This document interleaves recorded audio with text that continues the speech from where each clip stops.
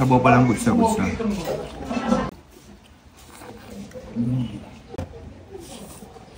Hello ma'am, ano binibenta niyo po dito? Hello po, meron po kami ditong bestseller na Come to Soup po, Chinese Kikiam.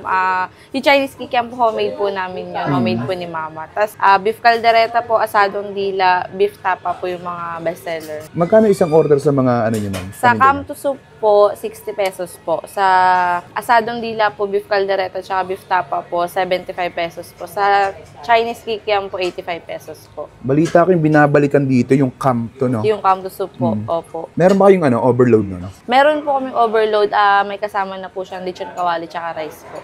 Sige, pa-order nga ako ng isang ganun, ma'am. Tsaka yung kikiam. Ito po yung Come to Soup. Yun. Anong laman yan, ma'am? Anong laman? Beef po. Laman po talaga siya ng baka. Okay.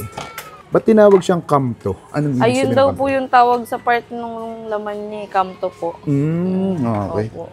Anong special dito sa sa sabaw mo? Ano po yan? Meron po yung secret ingredient na sibot. Sibot? Opo. Anong oras kayo nag-open dito, ma'am? 6 a.m. po hanggang 2 p.m. po. Every Wednesday to Sunday po. Exact location niyo po? 3294 po, Almasar Street, Barangay Terrace, Makati City po. Gaano na po kayo katagal dito, ma'am? Dito po sa location na to, 11 years na po. 11 years? Opo. Bago dito, may ibang pwesto pa po kayo? Sa may ulo po ng kabayo. Sa may PRC po, dito po. Okay. Tapos, ano yun, ma'am? Ito po yung lechon kawali po. Tapos sabaw. Opo. Yun, no? Paano nagsimula itong Tasha's Kamtuhan? Kay Lolo Tasyo po talaga to. 80s pa po siya nagsimula. Kasi po si Lolo po, nagtatrabaho po siya dati sa Binondo. Cook din po siya. Tapos nung nag-asawa po siya, sila na po ang nagsarili po. Ano to, ma'am? Anli Sabaw din po to? Apo, Anli Sabaw po. Anli Sabaw. Ito po yung sa kikiam po. Ang lalaki ng kikiam nyo, ma'am. Opo. Ano to, homemade? Homemade po. Magkano isang ganyan? 85 po. 85. Oh. Ito po yung homemade na sweet sauce po.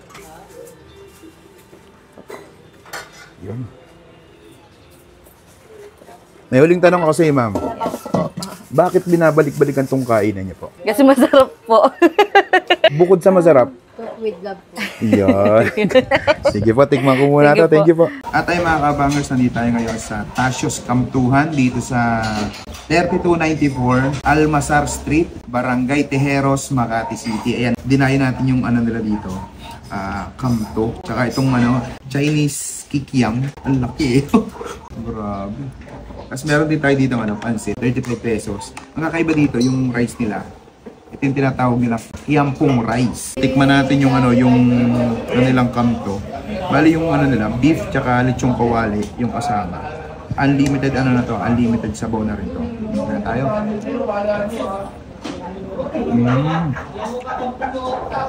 Sarap nga sabaw.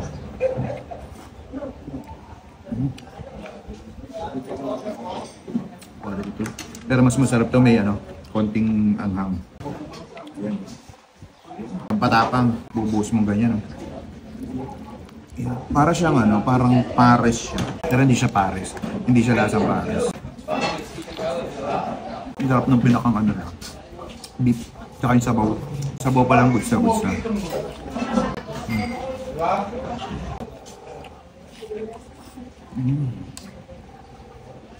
Kaya pala binabalik-balikan to.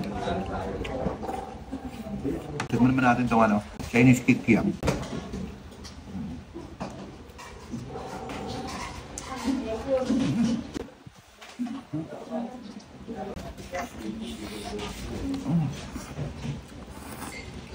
Grabe naman. Sarap.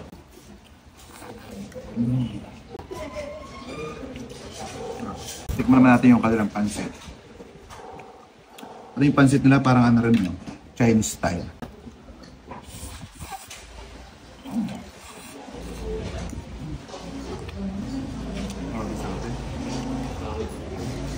Panalo nga nila.